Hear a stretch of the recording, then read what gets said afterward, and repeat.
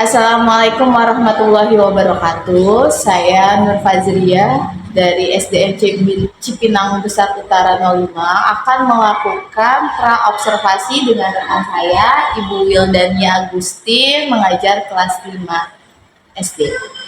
Selamat siang Bu Wilda. Selamat siang, Bu Sia. Maaf ya Bu Wilda mengganggu waktunya. Apakah bisa berdiskusi sebentar? Ya, tidak apa-apa. Oke, begini Bu Wilda, kan saya akan melakukan observasi di kelas Ibu. Untuk sebelumnya, kita akan mendiskusikan dengan para observasi Ibu. Apakah bersedia kira-kira Bu? Yes, siap Bu Sia. Ya, oke, di sesi ini, bagaimana perasaan Ibu sebelum kita memulai? Ya, agak ini ya, tekan sedikit Bu. Cuman ya, untuk kebaikan dan belajar saya lebih baik lagi, insya Allah saya siap. Kita belajar bersama. Ya, Oke, nanti ketika saya akan masuk ke kelas Ibu akan mengambil materi apa ya Bu? saya akan mengajarkan kelas mengenai keanekaragaman hayati. Berarti akan mengajar IPA setelah keanekaragaman hayati. Untuk durasinya 2 kali 35 menit ya Bu. Betul. Nah, sebelum Ibu masuk, kira-kira tujuan pembelajarannya apa ya Bu? Oke, Bu Sia. Tujuan pembelajarannya yaitu saya akan melalui kegiatan menyimak gambar ya tentang keanekaragaman hayati, murid dapat mengidentifikasi pemanfaatan dari keanekaragaman hayati yang pertama. Lalu yang kedua, melalui kegiatan tanya jawab pada siswa dapat menyebutkan cara menjaga keanekaragaman hayati di lingkungan sekitar mereka, baik di rumah, sekolah maupun lingkungan masyarakat. Baik, berarti ada 2 kegiatan ya Ibu, dan tujuannya melalui menyimak dan melalui diskusi. Kira-kira dengan 2 kegiatan ini apa hal-hal yang sudah Ibu siapkan? Yang sudah saya siapkan yaitu saya menyiapkan RPP, lalu media pembelajarannya saya sudah siapkan fotonya, video-videonya, gambar-gambar. Lalu saya juga menyiapkan LKPD untuk pembahasan siswa secara berkelompok. Dalam pembelajaran ini Ibu sudah menerapkan RPP berdiferensiasi Bu, kira-kira? Saya belum menyiapkan berdiferensiasi sih Bu, cuma nanti untuk pembelajaran ini kita kan sudah membahas RPP berdiferensiasi sebelumnya ya Bu. Kira-kira akan diterapkan di kelas nanti nggak Bu? Ya, saya sudah membuat berdiferensiasi, lalu nanti saya akan mencoba menerapkan pada pembelajaran di kelas atau observasi. Terus area pengembangan siswa seperti apa ya Bu? Ya, jadi ada 3, pengetahuan, lalu sikap dan keterampilan. Untuk sikap, saya ingin meningkatkan kemampuan siswa dalam mengidentifikasi pemanfaatan keanekaragaman hayati. Lalu untuk pengetahuan, saya ingin meningkatkan pengetahuan siswa tentang pemanfaatan keanekaragaman hayati di lingkungan sekitar. Dan keterampilan, saya akan meningkatkan keterampilan siswa untuk bekerja sama, berani untuk mempresentasikan hasil diskusi mereka secara berkelompok di depan kelas dengan baik dan percaya diri. Berarti nanti anak akan bekerja kelompok di dalam kelas Bu. Terus model-model pembelajarannya Ibu menggunakan model apa ya Bu? Saya akan menggunakan model pembelajaran CPR atau contextual thinking. Jadi saya akan mengaitkan pada lingkungan sekitar dengan materi yang akan saya sampaikan kepada siswa, lalu juga pengalaman mereka terkait materi yang akan saya sampaikan. Cukup menarik ya Bu. Langkah-langkah apa yang Ibu lakukan agar pembelajaran nanti di kelas akan berjalan sesuai rencana Ibu? Ya, seperti tadi saya menggunakan model CTR, lalu saya dengan metode mengamati gambar ya. Lalu ada penugasan pada siswa, lalu diskusi dengan pendekatan saintifik, yaitu anak mengamati, menanya, mengumpulkan informasi mengelola data, lalu akan mengkomunikasikannya melalui presentasi secara manual. Saya juga akan mendampingi dan memberikan bimbingan kepada setiap kelompok dalam kegiatan diskusi. Cukup menarik sekali ya pembelajaran Ibu nanti di kelas. Izinkan saya untuk memasuki kelas nanti ya Bu. Sebelumnya saya ucapkan terima kasih. Semoga di next nanti kita observasi akan berjalan lancar ya Bu Wilda. Terima kasih Bu Wilda. Lumayan.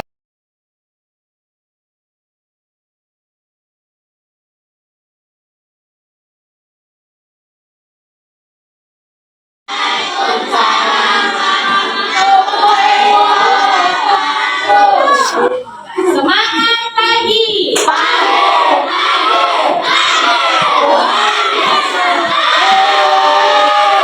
Ya, pagi bersemangat. Semuanya sarapan tidak? Sarapan supaya belajar dengan semangat. Ya, sebelum kita mulai pembelajaran, seperti biasa kita berdoa.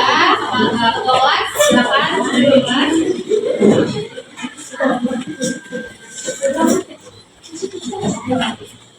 Double down! Down! Gerak rapet!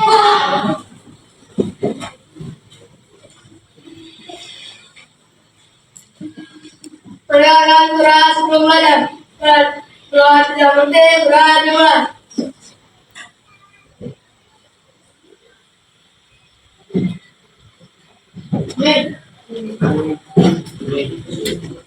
Sudah selesai.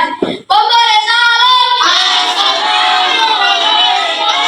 Waalaikumsalam warahmatullahi wabarakatuh.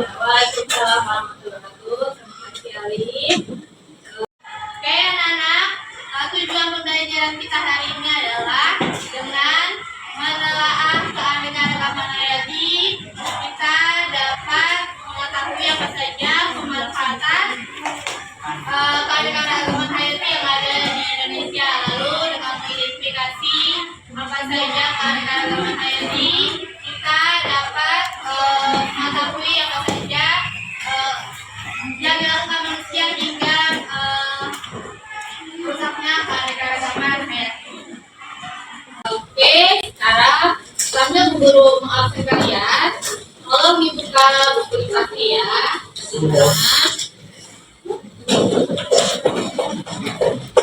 Siapa hari ini yang tidak hadir? Ada yang tidak dalam kenapa? Terus apa lagi?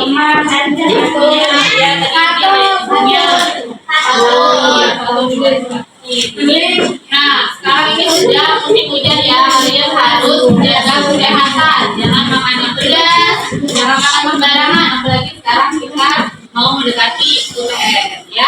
Oke, yuk sudah dibuka buku IPAS-nya. Terakhir kita sampai di mana? 175. Nah, sebelumnya guru mau kalian memperhatikan ada barang-barang yang ada di kelas ini apa saja sih? Ada apa saja?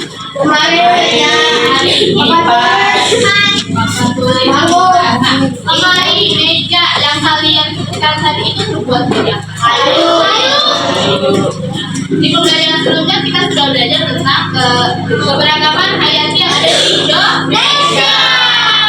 Negara kita ini sangat luas, terdiri dari apa? Perairan dan karena negara kita adalah negara tropis, jadi banyak sekali tumbuhan yang tumbuh di negara kita. Ikan-ikan juga banyak. Nah, salah satu pemanfaatan tumbuhan yang ada di negara kita adalah pembuatan apa? Yang diambilnya apa? Kayu yang tadi kamu sebutkan ya. Seperti dibuat apa tadi? Meja, kursi, pintu. Nah, itu terbuat dari kayu. Nah, sekarang sudah kalian buka halaman 175. Untuk mau kalian perhatikan yang ada di layar. Nah, tadi buka halaman 175 ya. Nah, perhatikan manfaat apa saja yang bisa diambil dari keanekaragaman hayati yang ada di kita? Tadi contohnya apa? Ini kayu ya, yang dari pohon. Kita kemarin itu pohon yang sudah kalian lihatkan. Pohon itu termasuk flora. Apa tadi sih pohon yang diambil kayunya? Pohon jati. Kelapa ya. Ada yang bisa diambil itu buahnya dan lain-lain. Apa lagi? Pohon apa? Yang coba lihat catatannya lagi.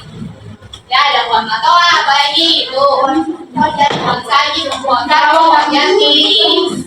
Dan gimana lagi ya? Itu salah satu pemanfaatan kayu untuk membuat alat-alat rumah tangga. Coba kalian tadi pagi makan yang Farhan sarapan apa? Nasi uduk. Coba nasi uduk tuh mau makan enak gak rasanya? Buat dari apa aja sih? Nasi. Ya, banyak sekali ya. Dan dengan bumbu-bumbu yang dapat membuat nasi atau makan itu menjadi nikmat. Nah, itu ada pakai rempah-rempah ya, pakai ikannya, bawang, bawang merah, bawang putih, kunyit, lagi jahe, pandan. Nah, itu adalah salah satu pemanfaatan dari keanekaragaman hayati yang ada di Indonesia. Kamu lihat tuh, kayak ada cabai, jahe, apalagi bawang merah. Makanya kenapa negara kita itu pernah dijajah ya, karena memang kita punya banyak sekali rempah-rempah yang berlimpah yang ada di Indonesia. Makanya kita kaya, jadi kita itu kaya. Lanjut ya, buka halaman 175. Pemanfaatan sumber daya alam. Tentunya masyarakat cenderung memanfaatkan bahan-bahan yang ada di sekitarnya untuk memenuhi kebutuhan sehari-hari. Jadi tujuannya adalah memenuhi kebutuhan sehari-hari, makan, kamu melakukan aktivitas, duduk dan lain-lain. Itu kan pakai memanfaatkan sumber daya alam. Oleh karena itu, setiap wilayah Indonesia memiliki banyak sekali keanekaragaman yang membuat yang pemanfaatannya secara tradisional, seperti pembuatan rempah-rempah ya. Berikut adalah beberapa pemanfaatan sumber daya alam. Kalian lihat di halaman 175.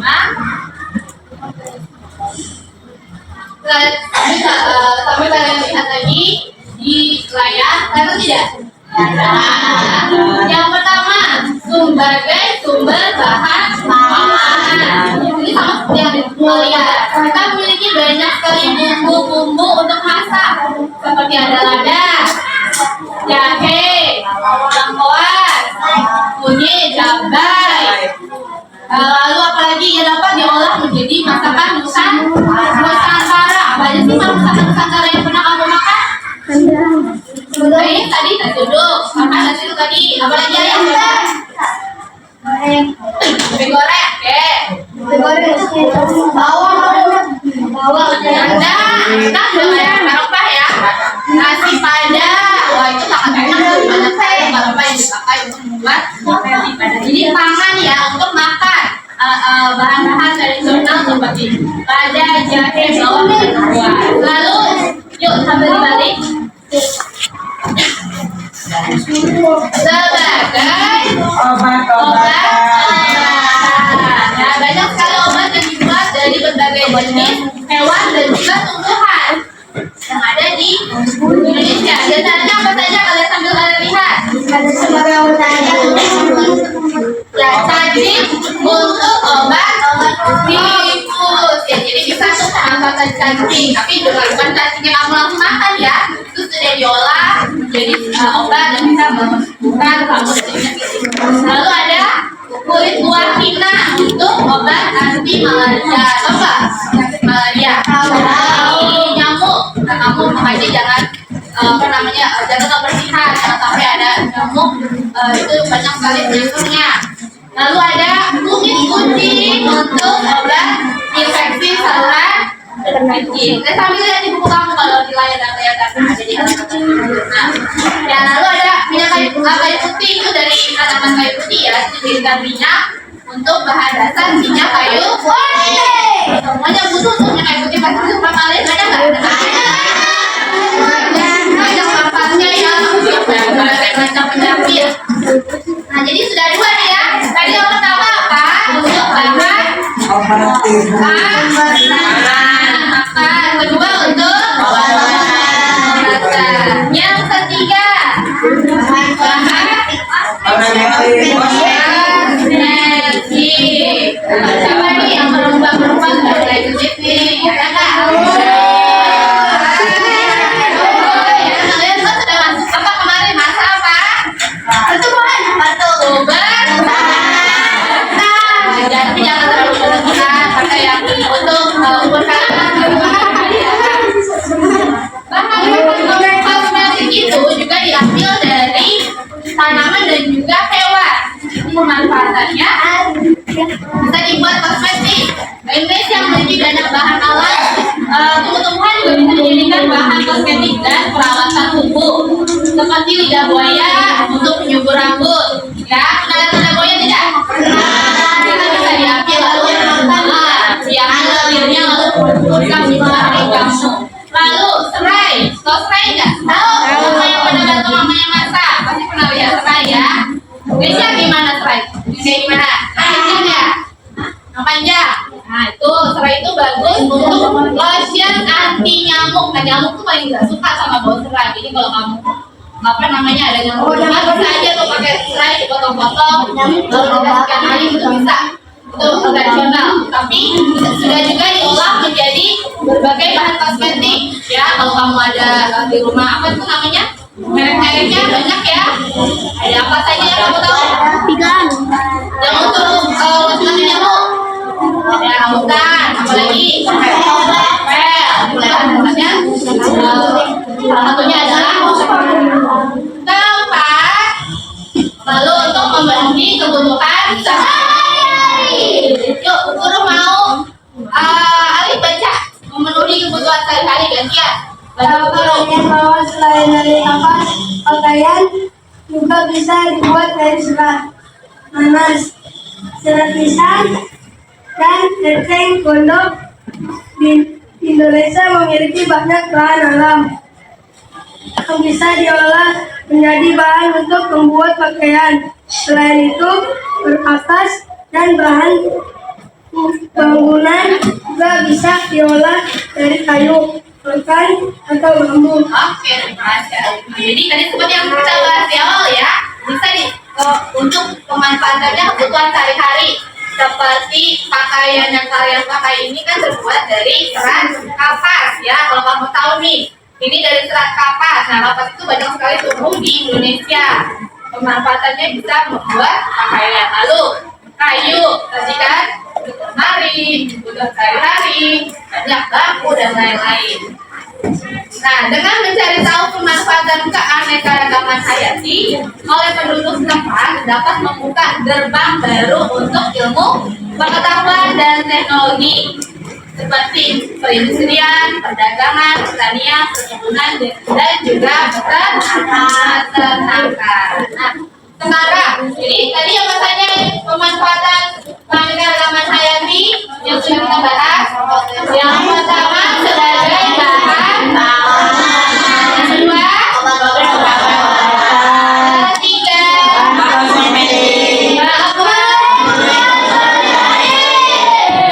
nah, jadi itu adalah pemanfaatannya. Sekarang guru mau kalian perhatikan ada dua gambar nih ya, dua gambar. Gambar satu, Restu lihat gambar apa yang kamu lihat? Sungai, gunung, pohon, bunga. Lihat pemandangannya indah, pohon-pohonnya lebat tidak? Bagus ya, asri ya dilihat ya. Lalu gambar yang kedua, coba guru mau ini yang kamu lihat apa itu? Ada orang sedang ngapain? Kelihatan nggak? Ya itu sedang apa? Memotong kayu. Ya, kayu. Sedang dipotong. Kira-kira dari gambar ini yang mana yang lebih bagus? Boleh nggak kita memotong apa namanya pohon-pohon yang lebih besar? Boleh, tapi harus ini dulu. Apa lagi? Setelah dipotong harus apa? Setelah dipotong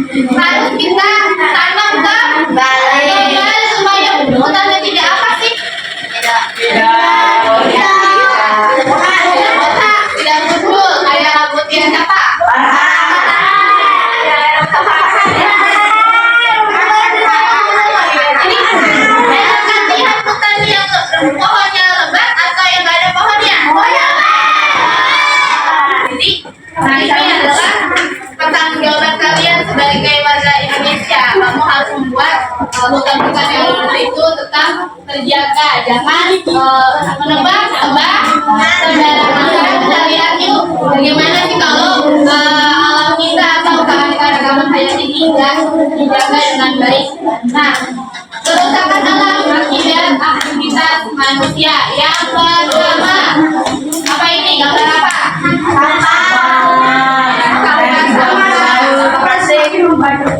Sampah-sampah semakin menurun akibat apa? Karena kalian tidak membuang sampah pada lalu tidak bijak memakai atau menggunakan barang-barang. Kalau plastik buang, nah kalian harus bisa kalau makan, kalau bisa bawa bekal sendiri, jangan apa-apa jajan. Itu membuat plastik itu sampah semakin banyak. Lalu yang kedua, lihat lagi. Banjir. Coba Bimo, kenapa sih bisa banjir? Orang banyak buang sampah sembarangan. Buang sampahnya kemana? Kenapa bisa banjir? Got atau ke Orang yang kali ke got, padahal sudah disediakan tidak tempat sampah di sekitar. Sudah ya, di rumah ada, di mana lagi? Masyarakat pun banyak, tapi masih banyak yang tidak sadar lalu membuang sampah sembarangan. Gambar ketiga. Yosi, kenapa bisa longsor? Jadi bukan di botak, bukan di mana? Ada botak, jadinya longsor. Nggak ada yang menahan. Pokoknya yang menahan ya, supaya tidak longsor. Nah, jadi kalau tidak ada yang menahan, yang terjadi adalah longsor. Kamu boleh menebang pohon di hutan boleh, tapi kamu harus bertanggung jawab dengan cara apa? Melakukan penanggulangan ulang atau disebut reboisasi, ya. Itu adalah beberapa bentuk dari kerusakan alam. Nah, ulah manusia yang membawa dampak kerusakan tadi yang kita lihat tuh. Tadi nih, hutan banyak yang digundulin, yang dipotong sembarangan, tidak ditanam kembali, asal motok, dibakar agar semua tidak bertanggung jawab. Lalu yang kedua, perburuan hewan. Apa yang terjadi kalau berburu hewannya sudah langka, terjadi apa? Mati. Hewan mati lalu menjadi apa? Punah. Nah, ada beberapa hewan di Indonesia yang sudah mulai langka. Coba kamu saya menyebutkan tidak? Badak. Dinosaurus ada. Komodo, dinosaurus ya. Busuk Yang kemarin kita bahas ya. Ya. Macan. Harimau Sumatera yang sudah langka. Ada yang sudah punah. Ada harimau Bali itu sudah punah tuh akibat orang-orang tidak bertanggung jawab. Ya, sudah punah. Nah, kerusakan hutan bakau. Nah, kamu tahu nggak katanya Jakarta sudah gelap? Tahu. Kenapa? Karena hutan bakaunya tidak dijaga, rusak. Akibatnya air sudah mulai naik. Jadi kamu kapan-kapan suatu saat main-main ke Jakarta Utara, terus bantu ada namanya penanaman pohon-pohon di hutan bakau, ya. Kapan nanti ada orang tua kalian. Lalu ada penimbunan rawa untuk pemukiman. Jadi yang harusnya untuk perairan, untuk kita boleh ditempati untuk manusia dibuat untuk perumahan. Jadi itu yang membuat terjadinya longsor, banjir dan lain-lain, ya. Ini adalah jadi kerusakan akibat ulah manusia. Oke, lanjut. Kita lihat ini adalah upaya-upaya dari pelestarian lingkungan. Lihat, yang benar adalah sampah itu dibuang. Lalu lebih lagi juga dipisah ya. Apa saja? Sampah dan sampah berbahaya. Sampah berbahaya itu harus dipisah. Boleh nggak sampah dibakar? Mencemari udara, polusi udara, bagus. Jadi nggak boleh dibakar. Dibuang saja di tempat sampah lalu dipilah antara organik, non organik dan yang berbahaya.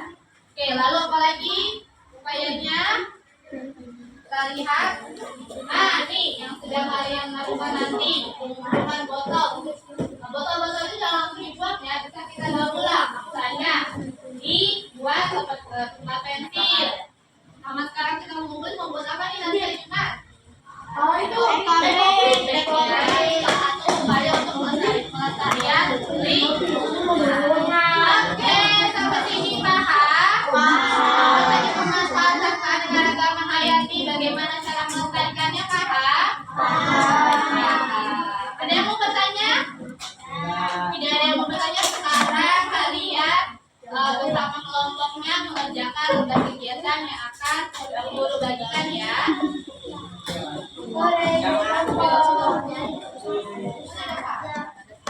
Ya, kelompok 1.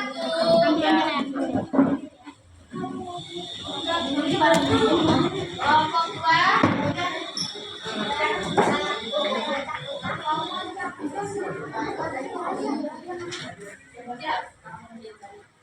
Kelompok 3.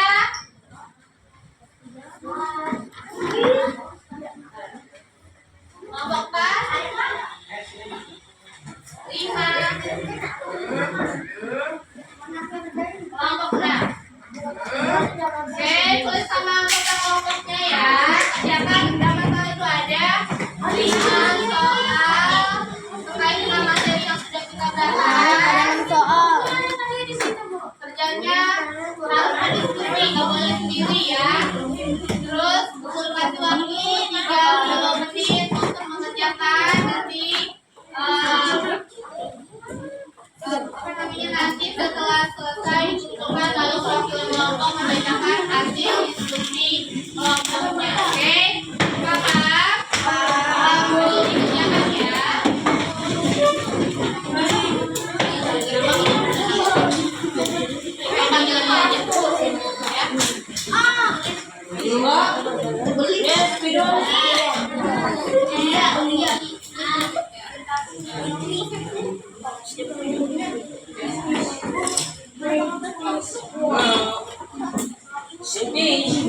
Yuk diskusi ya.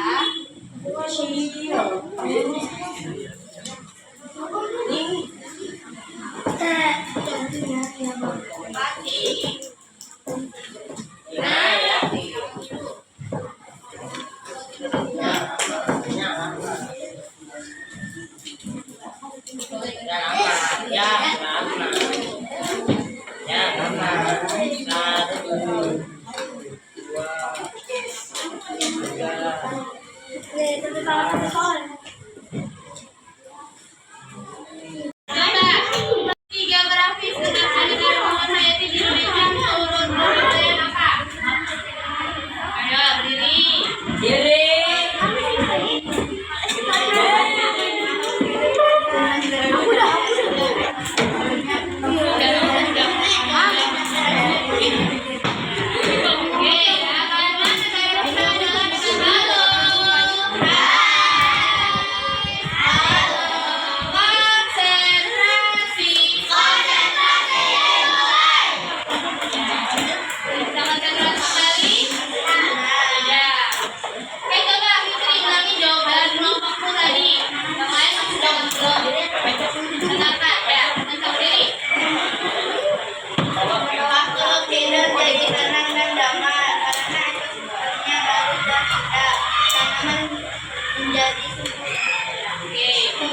Karena negara kita adalah negara tropis, tanaman bisa menyebabkan banyak sekali tanaman yang tumbuh ya. Itu adalah hubungan dalam kondisi geografis dan juga kenapa adanya keanekaragaman hayati di Indonesia. Kelompok 6. Coba, mana kelompok 6? Nomor 2, kegiatan yang dapat menjaga kekayaan hayati. Tidak menambah pohon yang harus menjaga kembali. Ya. Sehingga membuang sampah sembarangan dan harus juga bertempat sampah. Benar ya, jangan buang sampah sembarangan. Setelah menebang pohon harus ditanam kembali. Yang pertamanya tanaman kembali yang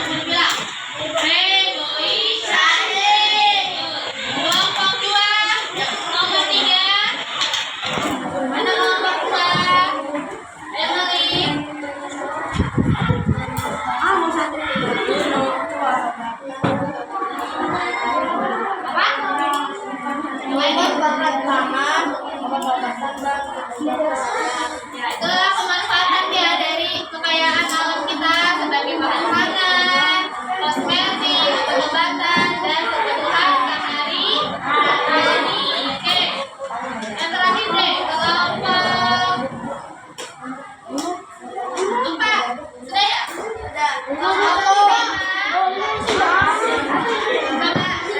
Upaya melestarikan keanekaragaman hayati, kelompok 5. Yang terakhir ya. Buang sampah pada tempatnya, menjaga hutan agar tidak ditebang sembarangan. Oke, ya. Tadi kelompok 1. Terakhir deh, kelompok salah ini ya. Kelompok 3, kegiatan manusia yang dapat merusak keanekaragaman hayati. Ayo, baca ini. Berapa di hutan tanpa ditanam kembali dan membuang sampah sembarangan untuk hewan yang sudah mau punah. Oke, jadi itu adalah kegiatan manusia yang dapat merusak keanekaragaman hayati. Oke, semuanya baca sudah paham ya jawabannya sudah benar semua. Ada pertanyaan? Tidak ada pertanyaan. Kalau gitu boleh dikumpulkan kegiatannya.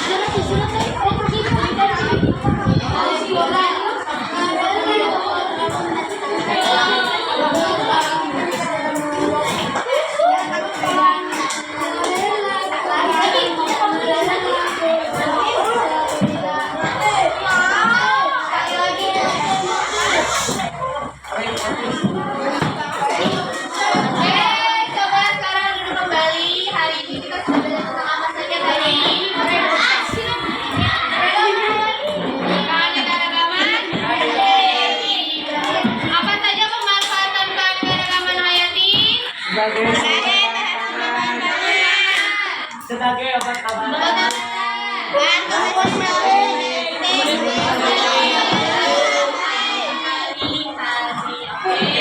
Besok kalian pelajari lagi bagian C ya. Besok sama topik C di pelajaran kelas selanjutnya.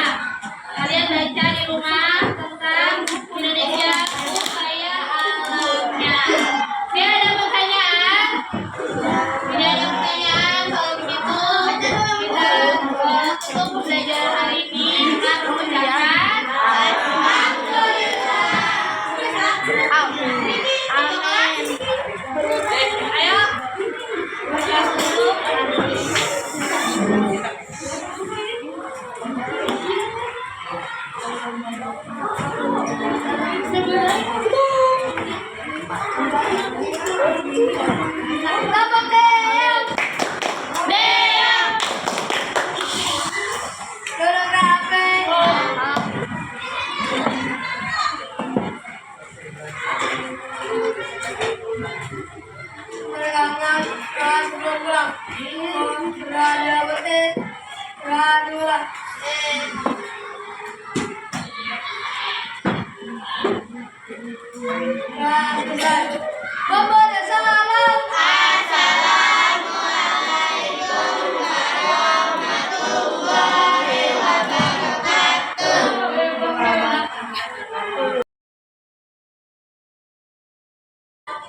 Assalamualaikum warahmatullahi wabarakatuh.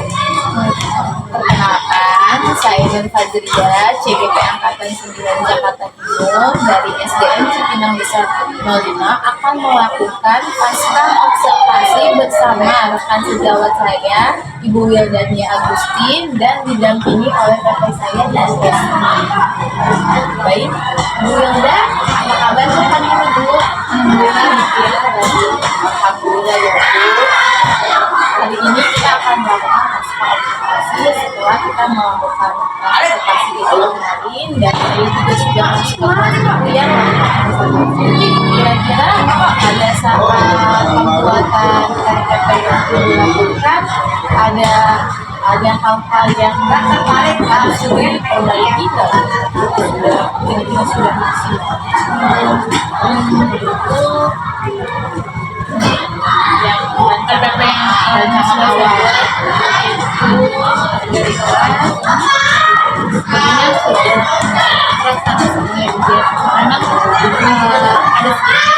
harus kita miliki, yaitu saya belum terlalu banyak mengeluarkan ide-ide mengeluarkan apa ya namanya, memancing anak-anak untuk mengeluarkan ide-ide serta gagasan yang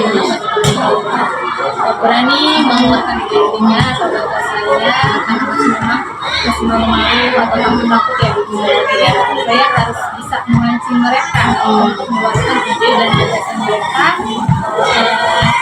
memastikan lagi juga anak-anak di kelas dan pendidikan yang seperti yang tadi katakan tadi ya, ibu merasa kurang mengeluarkan ide-ide pada anak-anak, terusnya memancing anak-anak.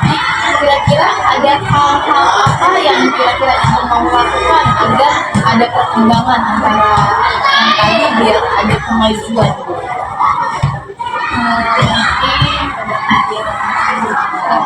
Saya media-media pembelajaran yang saya berikan harus harus lebih praktis dan lebih menarik, seperti saya memberikan video pada saat memberikan pembelajaran games juga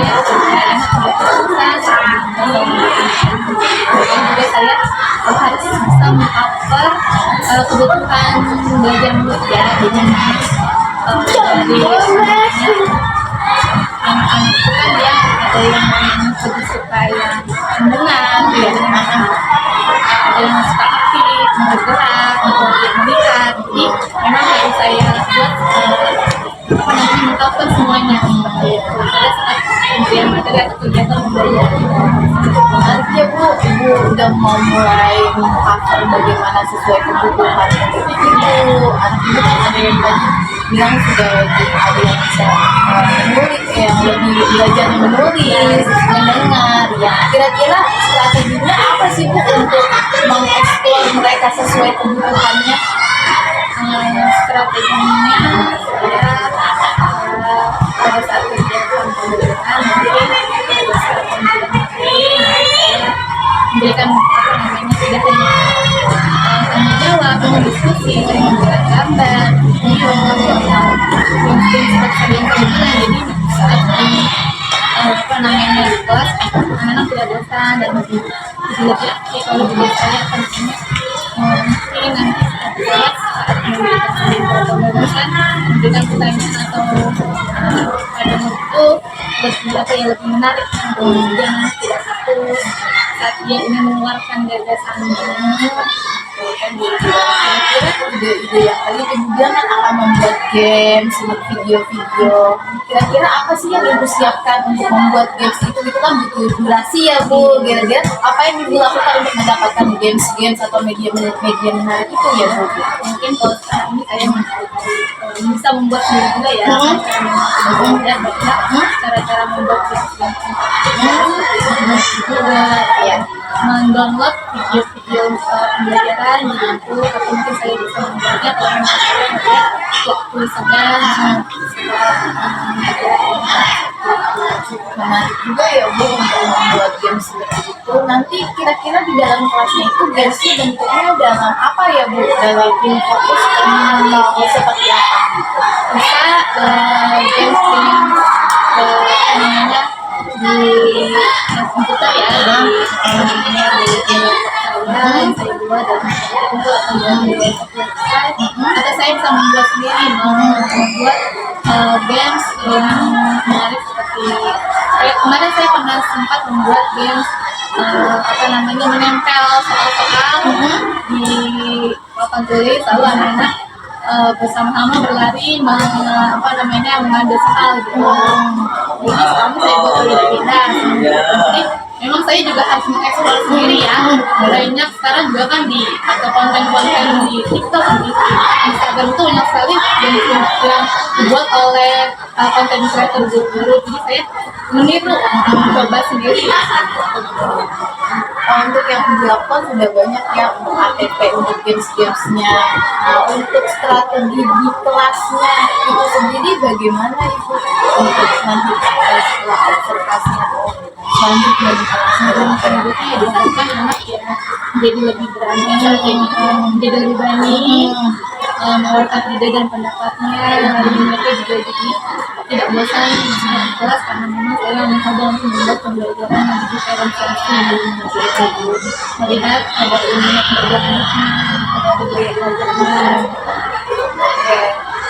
Ketika kemarin kita observasi ya Bu, saya juga sudah melihat ya Bu, Ibu sudah melakukan diskusi gitu kan, terus ya anak konsentrasi gitu.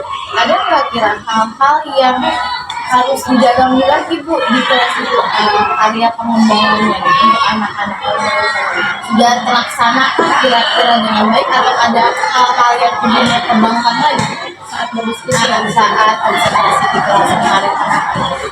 Kalau saya lihat sih anak-anak ya sudah mulai bisa ya berdiskusinya juga, dan mereka sudah bisa belajar untuk menggunakan pendekatan membagi tugas-tugas memang saya sudah dari awal kelas ini sudah mengajarkan sudah sering memberikan tugas diskusi, mereka belajar, mereka untuk mengeluarkan pendapat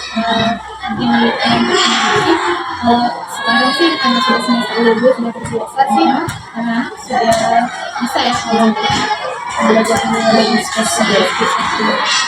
Kira-kira dari diskusi lagi ya Bu, ada nggak sih hal-hal yang kelemahan yang di pembelajaran itu yang mau Ibu perbaiki kira-kira gitu? Atau memang anak-anak udah sesuai target Ibu gitu?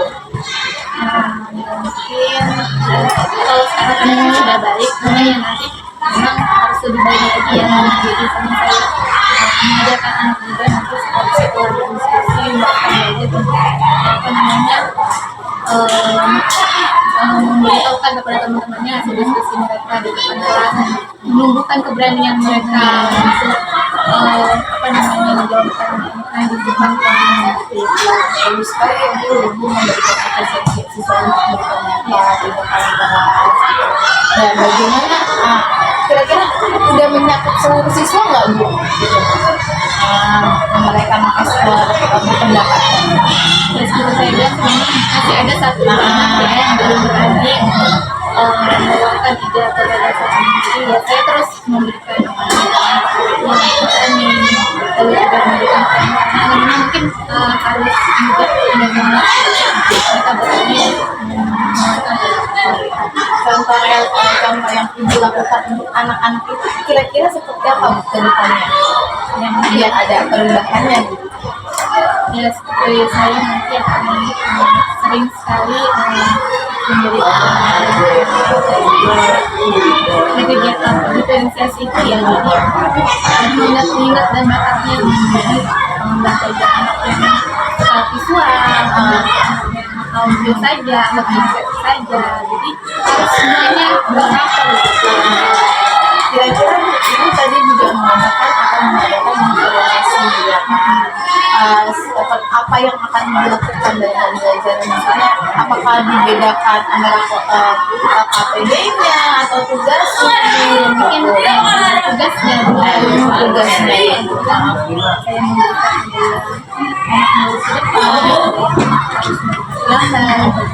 memberikan kita tadi buat banyak berbeda-beda. ya Bu, kira-kira biasanya sudah di kelas itu anak-anak sudah mulai terbiasa ya Bu dengan pembelajaran yang diferensiasi. Saya sih baru kedua kali mencoba, belum terbiasa karena saya memberikan Diferensiasi itu sudah cukup efektif kah buat pembelajaran bagi anak-anak Ibu sendiri rasanya gitu ya sejauh ini mungkin masih memang belum terlalu efektif, karena saya juga masih belajar memberikan pembelajaran ini. Ya mudah-mudahan setelah saya terus mencoba akan terbiasa dan mereka juga bisa mengendalikan hasilnya, karena saya sudah melakukan pembelajaran diferensi dan semoga berjalan dengan baik dan program efektif. Sekarang kita akan melakukan refleksi Ibu. Kemarin kan saya sudah masuk kelas Ibu nih Ibu. Bagaimana menurut Ibu, apakah pembelajarannya sudah sesuai nggak Bu dengan RPP yang sudah Ibu buat, dengan target-target yang Ibu inginkan? Apakah kira-kira sudah tercapai nggak sebenarnya? Nah, ada yang harus dikembangkan lagi.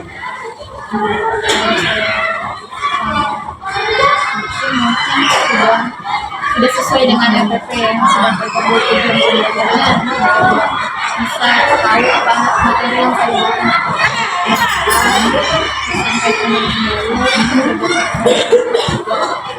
sampai Baik, kondusif ya Bu anaknya. dari apa namanya saya lebih apa namanya lebih lagi kayak sisikan games atau ice breaking Untuk selanjutnya Ibu akan melakukan ice breaking, terusnya perbaikan medianya ya Bu. Oke, kira-kira yang Ibu akan lakukan tadi mau akan mencari di YouTube segala macam, kapan Ibu akan Ibu lakukan? orangnya mungkin langsung mencoba kelas video-video itu banyak ya nggak boleh males. Iya, kita bermanfaat Ibu ya. Karena memang saya salut loh sama Ibu yang terus belajar, menciptakan media yang sesuai dengan kebutuhan siswa. Dan semoga Ibu juga mendapatkan media yang efektif ya Bu. Terus dari yang kita lakukan dari membuat observasi, kita membuat RPP, dan kita melakukan observasi di kelas. Kira-kira apa hal-hal yang Ibu bisa sungguhkan Bu gitu dan kegiatan kita.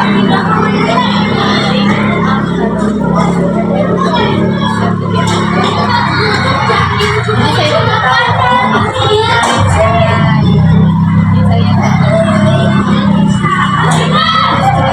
belajar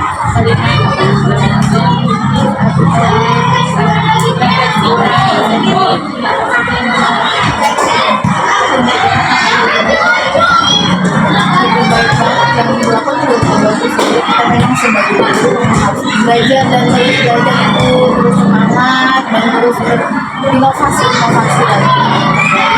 Terima kasih banyak untuk waktunya dari observasi meluangkan waktu dan observasi juga menyediakan saya untuk masuk ke kelas dan sampai detik ini di kelas saya juga kita